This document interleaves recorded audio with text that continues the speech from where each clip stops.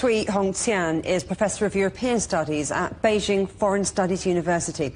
I asked him what the Spanish leader is looking for from the talks.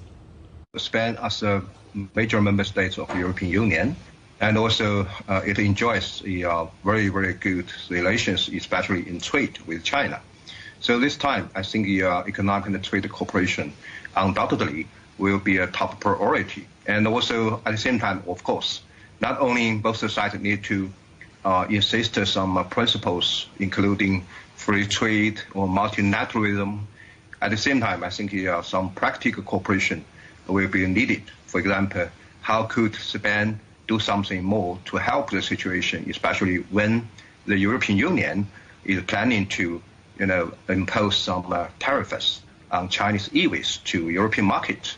Of course, at the same time, I think both two countries will need to try to promote the trade cooperation and also industry cooperation in the future. Where do you think there's potential for further cooperation between China and Norway? Because we know the leader of Norway has also been speaking to President Xi. This time, and especially now, I think between two countries, in the background of more and more geopolitical tension and lack of dynamic for world economy.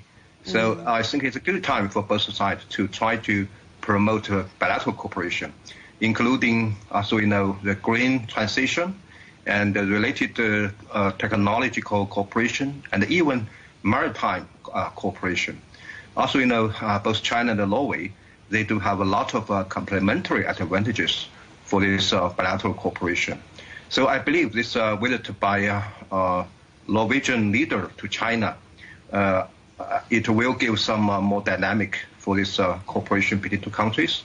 And even the Norway is not a member state of the European Union, but it's a member of the European Economic Area. So I think it will give some another stimulation indeed for this healthy and more stable relations between China and the EU. As you say, Spain is a member of the European Union. Norway, an important European connection, isn't. So how might that have affected the tone and the content of discussions between respective leaders? So, for example, now for both China and Norway, they are talking about the possibility or potential to have this FTA, free trade agreement. But at the same time, there is not a FTA, plan for both China and the EU. But I think once there is a successful FTA between China and Norway, certainly it will give some dynamics for both China and the EU to look at the possibility to have the similar arrangement between two sides. And also at the same time, as we know, how about this, attitude or the common position to deal with some geopolitical challenges. I think there is a lot of space. How far will these two important meetings go in diffusing tensions between China and Europe? I think China is also looking at the, very, very important timing. For example, now, for this November, there will be a new institutions for European Union.